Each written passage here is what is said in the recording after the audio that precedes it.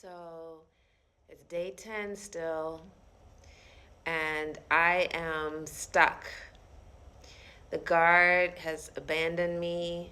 She has not shown any sympathy whatsoever. I feel like this is true torture because I am trapped inside of a cell with a gang of gigantic supernatural cockroaches having a party in my garbage, eating my leftover dinner. And so I'm just frozen, feet off the ground, standing on the cage door, like gripping, just holding, not moving. So I'm pretty sure I made enough noise that my roommate had been like basically just lying there listening to all this craziness. But once the security guard or the prison guard walked away, she slowly climbs down. She was staying on the top bunk and climbs down, goes to the bathroom, and I'm just gripping.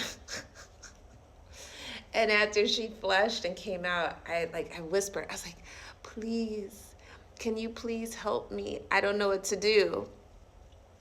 She seemed very unimpressed and unconcerned about my terror and my morbid fear of roaches. And, at this point, I we weren't around each other very much. Like she worked from 6 a.m. to 5 p.m. every day, like even on the weekends. So I was in the cell majority of the day by myself. She would wake up before me, she would shower before me, and she was out the door to work. And then by the time she came in at 5, it was like 2 hours before silent hours. And so when she came in, she was like just getting changed, grabbing lunch slash dinner. And so she was eating and then talking out in the hallway to the other cellmates that she was like friends with or knew, right? So by the time 7 o'clock hit, we weren't, it was silent time. And then next, it was 9 p.m. and it was lights out. So we didn't have a lot of interaction. And at this point, she didn't have any sympathy for me. I was just more of a nuisance, like this new person that didn't know what the hell's going on. And I was just like annoying to her at that point in time. So she just like, her response to me was just like, she just like gasped and just walked straight over to the container. And like, I was like, don't touch it, don't touch it. And as soon as she picked up the garbage bag with the leftover styrofoam dinner plate, I leaped from the bars literally onto the top bunk on her bed, and I was like screaming, no, no, don't let them out, because I'm thinking they're gonna like run on me. I didn't want them touching me. And like, I thought that there were so many cockroaches in there because of the amount of noise and movement, and it was not even half of the number that I thought. It was like literally like one cockroach fell out and just went running like a crazy person under the sink and then back behind the toilet, which is a story for another day. I was like, wait, why didn't you leave the cell? Why did you just run behind the toilet? What's back there? And she just like was still so unimpressed. Just like, she just looked at me and was like, get off my bed. I want to go back to sleep. So I'm like literally like traumatized still, like what the hell is going on? I crawled down from her bunk, the top bunk, into my bunk, and I was just like literally like in a fetal position, just like rocking, like hands around my knees, and I'm just rocking, like rocking myself, trying to like provide myself some level of comfort because nobody cared. And so eventually in that position, I just like, I was in the bed, and eventually I just literally like fell asleep with my hands on my head on my knees. Boop, boop. And just slept for a couple hours before the lights came on at 6. And then the day got started. So my roommate jumped up before me, got showered, grabs her breakfast, and ran out the door to work. And then after she was out, I got up out of bed because it was just such a tight cell. You know, two people being up and walking around, there just wasn't really any move, like any space. And we still were warming up to each other. So I just knew to just stay in my bed until she was ready and out, and then I would jump out. And then by the time I'm getting out of bed, it's time for me to get to the shower. But before the shower time, my neighbor across the hallway that was supposedly my friend was pissed at me from screaming at like 2 3 in the morning.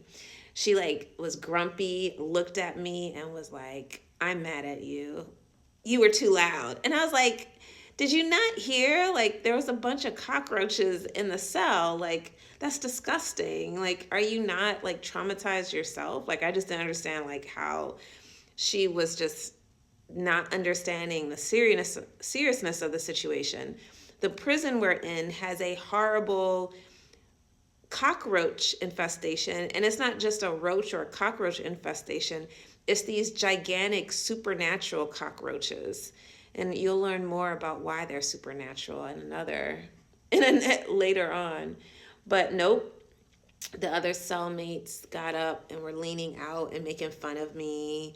Um, my cellmate across the way that was, you know, like my close, at that point, my close connection was basically just like, look, like, your roommate was complaining. She complained to one of the guards about you because you didn't shut the lights off. Like you're not supposed to keep the lights on.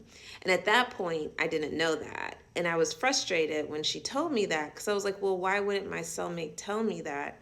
She's been here 6 months. I just got here 5 days ago. Not even at this point. Like I've only been here a few days. Like why wouldn't she tell me that the lights cannot be on in the cell between certain hours? On top of that, my only friend was the girl across the cell from me, leaned over and was like, I predict that you're going to get thrown in the hole by next week, which I thought was not a nice thing to say. I was like, what? She was grumpy and mad at me. And then on top of that, she's like wishing that I get thrown in the hole. And I'll describe the hole another day. But it just wasn't like, it's another situation where you're being treated like an animal. And, your cell's outside. And it's not, yeah. I was just like, why would you wish that on me? So, already, day 10, technically my 5th day in Central Belize prison, I was already starting to feel very uneasy about the environment I was in and just not feeling like I had any friends or any allies. And that dis-ease translated into the rest of the day. So during rec time, I got an opportunity to have my phone call.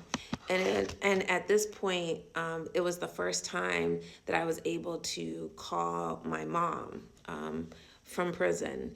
And she picked up.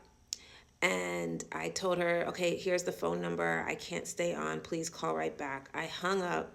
And when she called back and I heard her voice again, I just started bawling, bawling, bawling, bawling. And I told her about the living conditions, the feral, supernatural cockroaches. I told her about like just like the cleanliness or lack thereof and like the showers, just everything. I just like started bawling and telling her about everything. And then on top of that, I needed commissary. I needed money put into my account so that I could get like toiletries, like shampoo and conditioner and deodorant and lotion would have been a luxury item, but I was hoping to get lotion and other things. My mom was just really, really, really reassuring. She quote unquote said, God knows and will see justice. Don't worry. So yeah, my 10th day I was kind of low for sure.